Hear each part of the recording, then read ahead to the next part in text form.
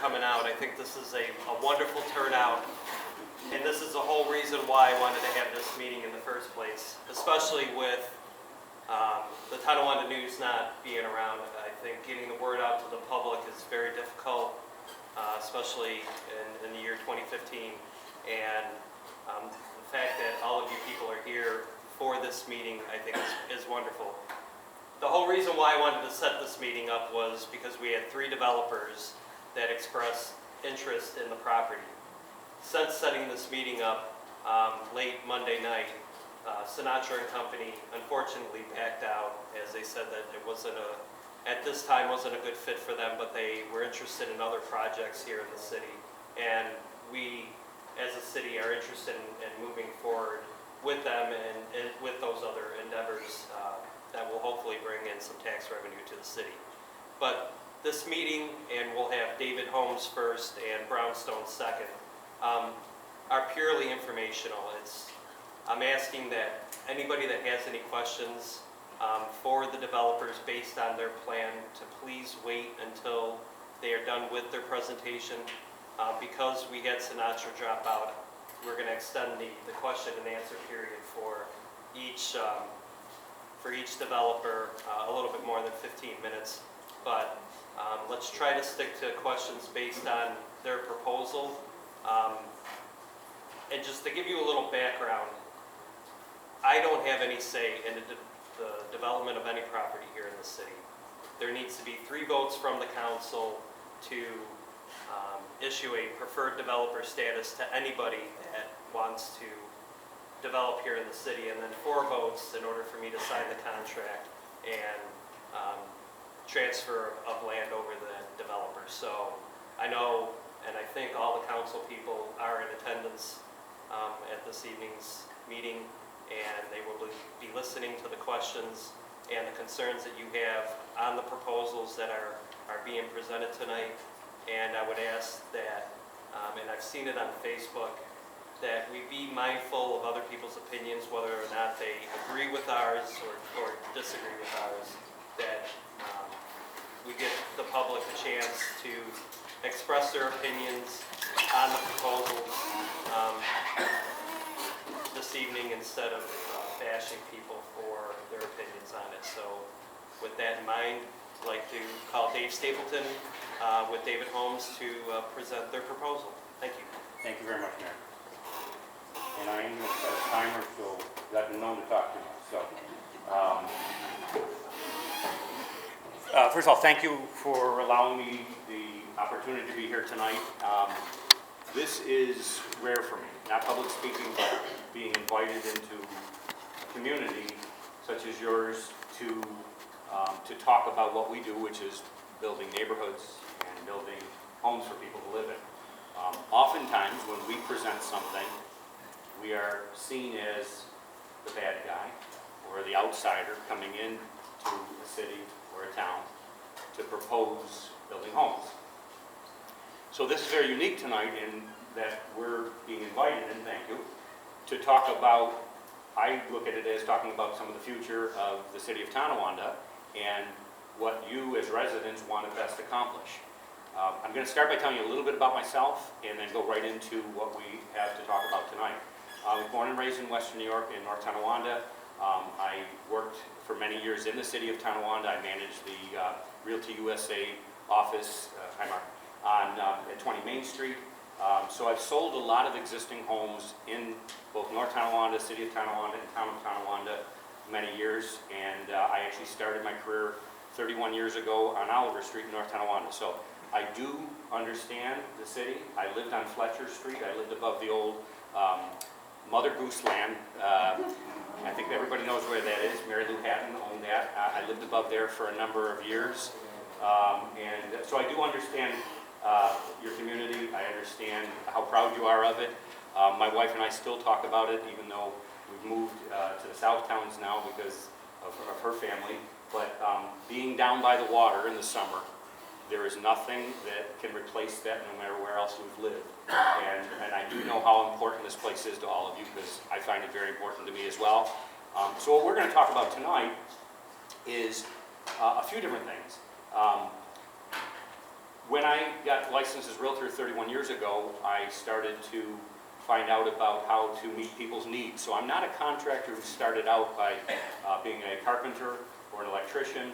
I started out by learning through my customers what they wanted. Well, in the last 30 years, what my customers now want is totally different. It's totally different than it was 8 years ago. 8 years ago, the types of homes that we were being asked for from people were the McMansions, the 3,000 square foot home. That was our average home 8 years ago.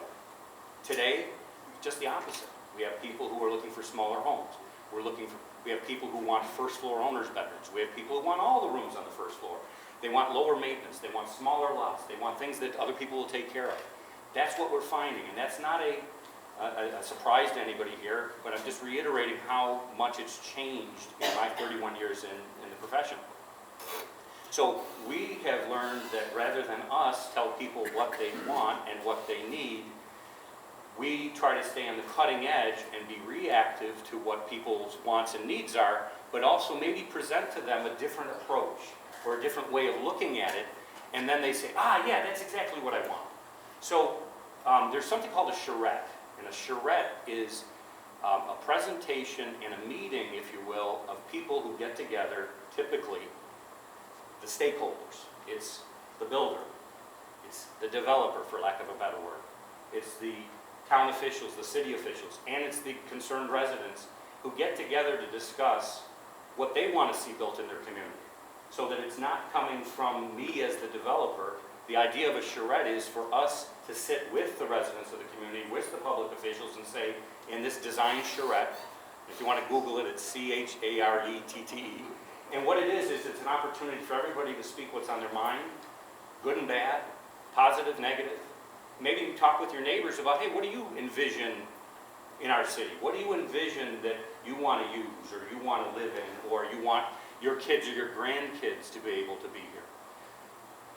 We all know that what's happening throughout Western New York is not, unique to the city of Tonawanda. We have a graying population. We have less students in our schools today, but we have these big schools, we have these big school budgets. We have high cost of managing government, we have high cost of managing school districts today. And no, I'm not running for political office, but it does sound like it. But these are the realities. So all the communities are dealing with this. So when I present something, I'm presenting it based on a couple ideas. Again, what does the community at large want? Can we sit down and discuss what people want in a charrette?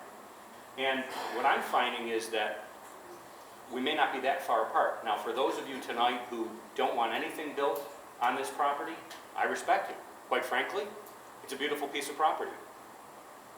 There's the opportunity for it to be left the way it is. Now, that might sound very surprising coming from me as the home builder and the developer who's here tonight, but if you so choose to do that, I respect that decision. Quite frankly, I think it is such a nice piece of property that might not be a bad decision for some people. That might surprise some of the stakeholders here that I'm even saying that, but I only want to do this and talk with you about this tonight if this is something that the group and the majority of people in this city want to do. The last thing I want to do is come in and suggest something that you don't want, okay? So please understand where I'm coming from. So what we're going to do is I'm going to show you some concepts, some ideas that we had looked at a previous meeting, and I'm also going to go on the record as saying that these are different than what was requested of us. These are different than what I was asked to do. I'm trying to be respectful. I want to show these, but it was definitely not the leaders in your city today who told me bring these in. This was of my own accord, and I wanted to show everyone and get some ideas flowing and some discussion flowing that you can ask me some questions about. So what I'm just going to start with is a little bit about what we currently build. We build single-family homes on detached lots, that there's public roads, and you take care of your own maintenance. We build those all over Western New York. Then we also build what people call patio homes, and patio homes, by the Western New York definition, are homes that are typically 1 story, maybe 1.5, bedrooms primarily on the first floor, low maintenance, smaller lots, less to take care of, and typically are in a homeowners association with a private road with private maintenance where you pay to have your outside maintenance taken care of for you. So you still have home ownership, but you're paying for others to take care of it, and it's not a lot to take care of. And then we have another concept called the villas. Now, our villas are something fairly new and unique to Western New York, but not new and unique to the United States. Our villas are set up to be a single-story, low-maintenance, attached home that you purchase. You buy these. But in a community, if there's enough of them, there's also oftentimes a community or a neighborhood clubhouse, and maybe even a fitness center, or we call it a wellness center, and a swimming pool, okay? So that is three of the types of housing that we provide. That last one being the lifestyle community. I've got some pictures up here, and it's something you probably can't see, but you're at the right time that the mayor designates, you can come up and take a look, and I'd be happy to answer more questions. But this last one is very unique.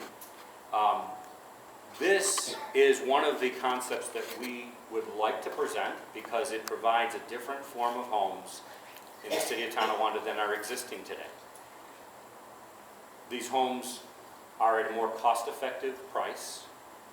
They have lower maintenance. They are all single-story.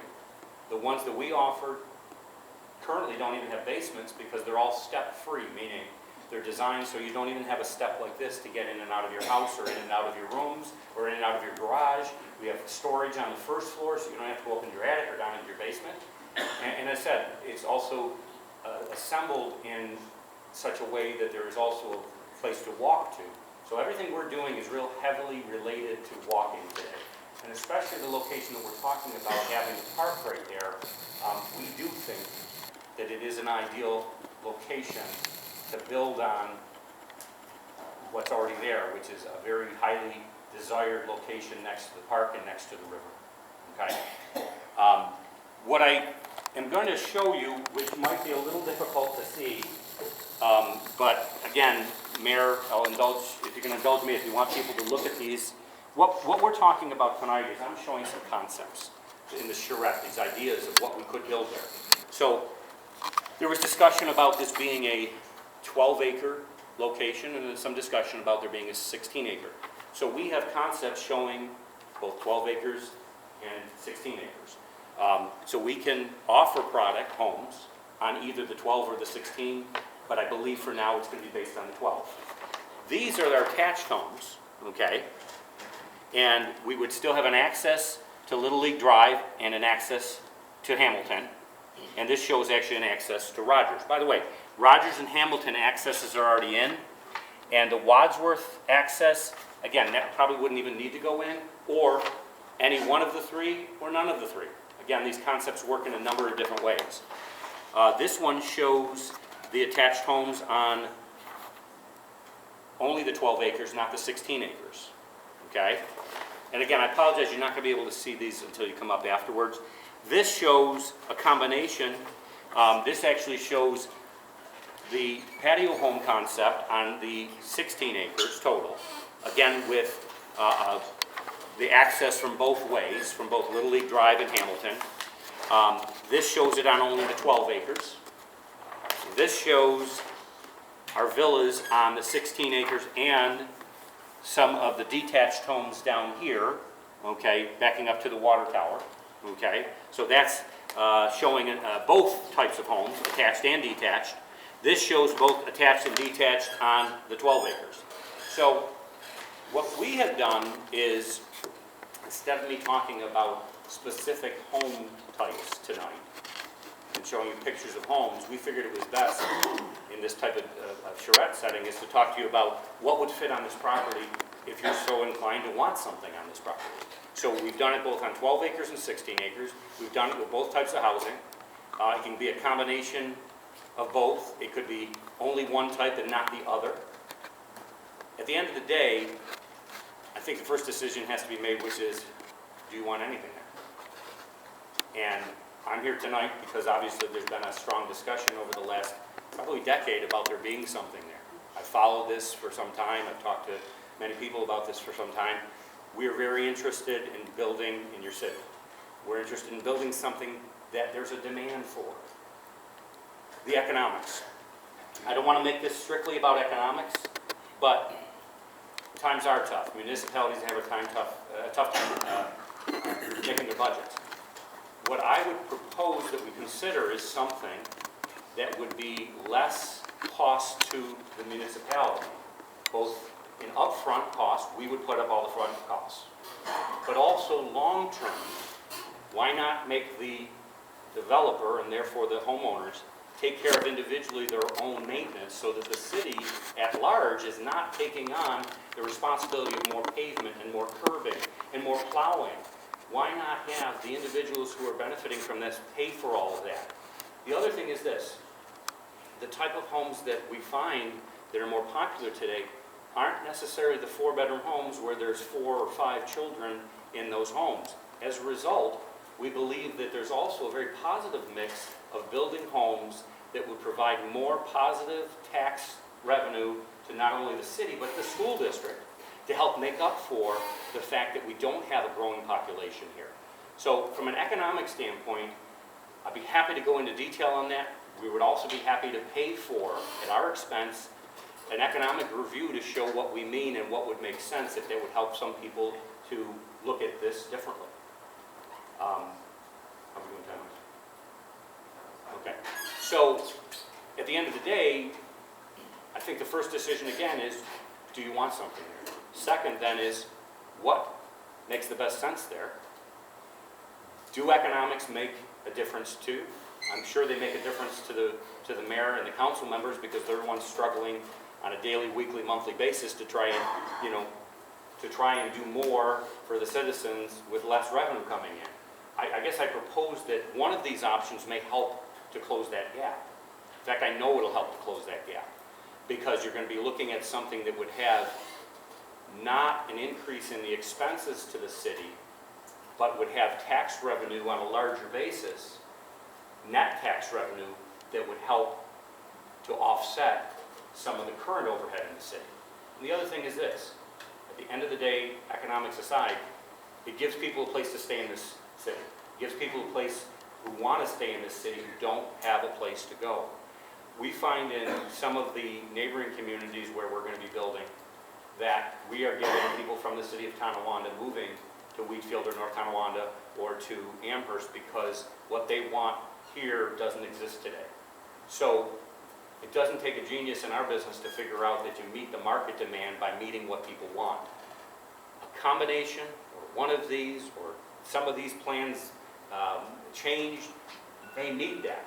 And frankly, what we're finding is that the people that we're listening to today probably want something more like this, that is what we're proposing that you consider. So I think that's it for me. I'd like to open it up to questions if you're okay. And just to give everybody a heads up, I've asked both developers to stick around after Brownstone gives their presentation, because I know some of the charts are a little tough to see. So this way, they'll be able to come up, take a look at the charts, and maybe ask some personal, either one-on-one questions of the developer